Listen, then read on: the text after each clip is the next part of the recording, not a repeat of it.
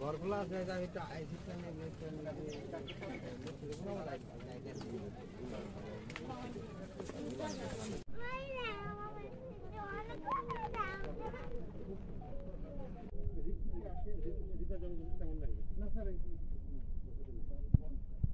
এটা মূলত স্যার এই বাঁশগার বাঁশের যেখানে থাকবে ভিতরে স্যার আর দুইটা কাটা গেছে এটাও স্যার তাদের লোক এইটাই স্যার এখানে তাদের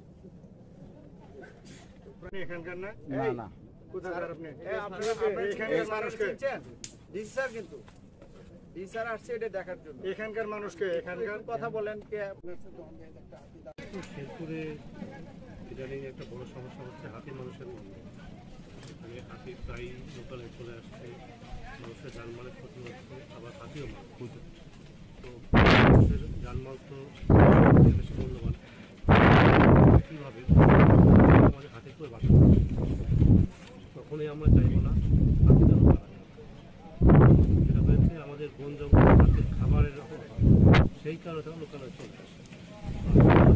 আমাদের যে টিমগুলো আসলে কাজ করছে মানুষ বোঝানোর জন্য হাতির উপর কোনো আক্রমণ না করে থাকে, তাহলে হাতি জঙ্গলে তারা খাবার খাবে আবার চলে যাবে, এটি হওয়ার কথা।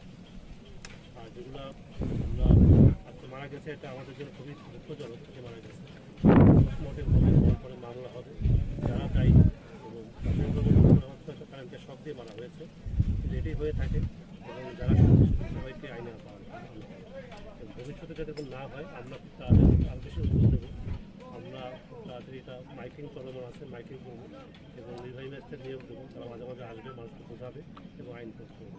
আশা করি আমরা সম্মিলিত প্রচেষ্টায় সরকারের উদ্যোগে আমাদের লোকাল প্রশাসনের উদ্যোগে এই হাতি মানুষের দ্বন্দ্ব কমে আসবে এবং ভবিষ্যতে হাতি মারা যাবে না এবং মানুষ বের হয়ে হয়তো অন্য লোকালয়ে চলে গিয়ে হাতি ঠিক দেখতে বাড়ি ঘর ভাঙে। কিন্তু আসলে ইতিপূর্বে আমাদের যখন বন পরিবেশ উপদেষ্টা মহোদয় আসছিলেন, ওনার তখন ওই হাতিকে কেন্দ্র করে যারা গবেষণা করে ওনারাও আসছিলেন, ওনারা বলছেন যে হাতিও মারা যাবে না, মানুষের জন্য এই এলাকায় থাকতে পারে। এই এলাকায় থাকতে পারলে পরে এটা আসলে সরকারকে উদ্যোগ দিতে হবে।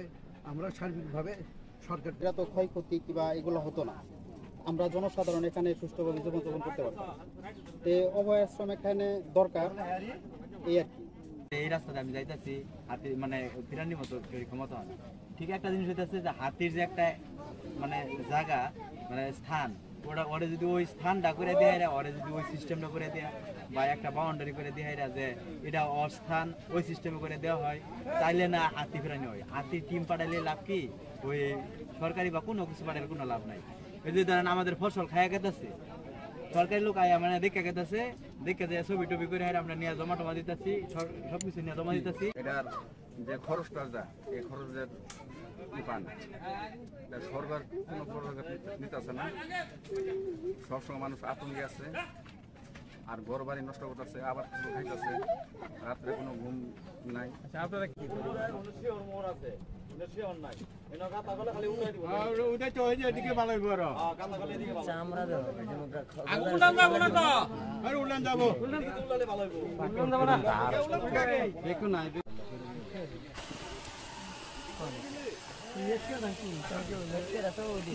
কালকে করে